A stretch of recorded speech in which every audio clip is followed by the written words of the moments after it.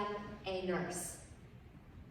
Those are 4 words that I did not feel worthy of for many years.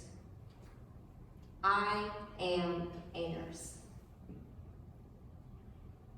I felt and understood the responsibility of being a registered nurse. I revered the vocation. When I was accepted to nursing school, I did not feel like a nurse.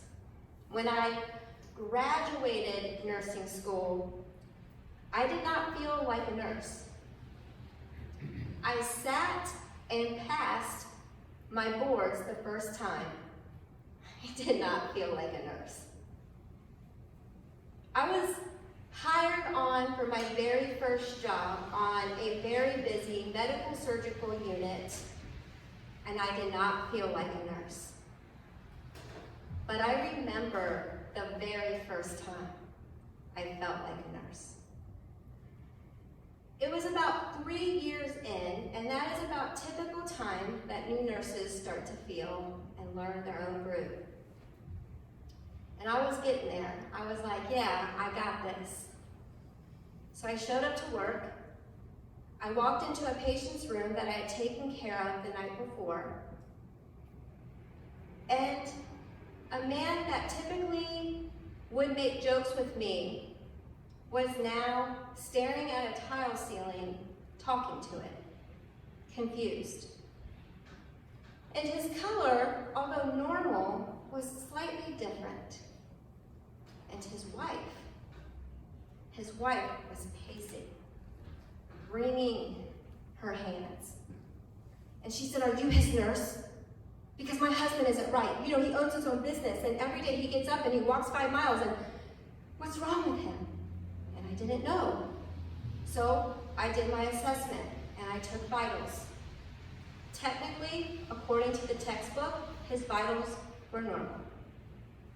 So as a new nurse, I did what I was supposed to do. I went to my charge.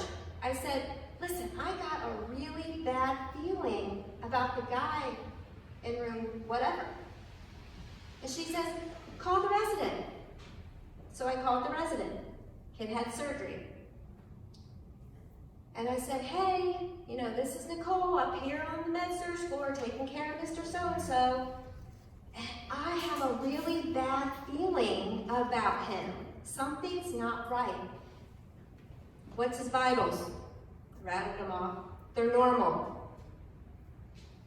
"Okay, I know, but something's not right. Call me when you got something concrete." Click. Half hour later, still wasn't feeling right. I called him back. I said, "Something's not right. Please come up and see him." The next time that physician seen my patient was when they were emergently taking him to the ICU, where I later found out he died.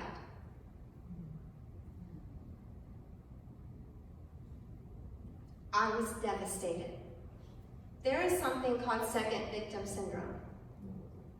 He was the first victim, but people in service, people who work in your community, your healthcare providers, your firefighters, your police, they can suffer from something called second victim syndrome. And I definitely had it. I had every symptom. I didn't sleep for over a week. I'd wake up every night with anxiety and depression and sadness, and I had fear to go back to work because nobody gets into nursing to not save lives. But I was lucky because the cure for second victim syndrome is community and your peers supporting you. And I had the best nursing staff with experienced nurses coming up behind me and telling me I did everything I was supposed to do. But here, as an experienced nurse, this is also what I would have done. And I studied it, and I learned it, and I took everything they told me to heart. So I fast forward a few months later, maybe 3 or 6 months later, I'm not sure, and I walk into a room of a man that I had taken care of the day before. And now, a man who would be jolly and friendly and want to tell me stories about his grandkids was now talking to a man next to him that wasn't there. He was confused. His color was within normal limits, but just off. And he was cold and clammy. I did an assessment. His vital signs, textbook within normal limits. And his wife, pacing the room, wringing her hands.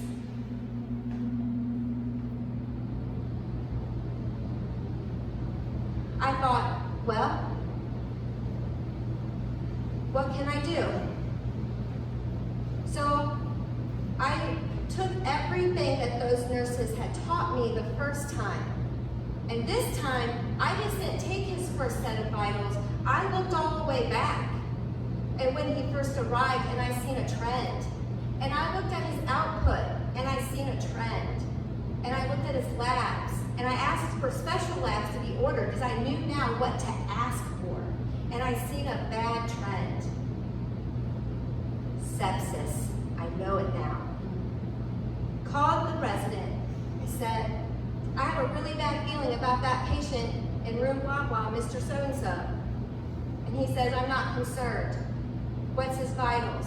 I said, well, his vitals are this, but did you know yesterday they were that? And did you see his new labs? Because something's not right. And he said, I'm not concerned. And I said, I'm calling your attending. He said, you're gonna what? I said, I'm going above you. This isn't okay. Something isn't right. You're not listening to me. And I'm calling your attending. And he said, no, I'll be there. And he showed up.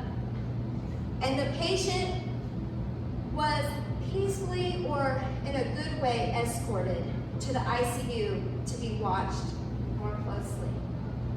And as I was in his room, packing up all his belongings, and his wife was leaving the room, following the bed, I'm standing there outside the room.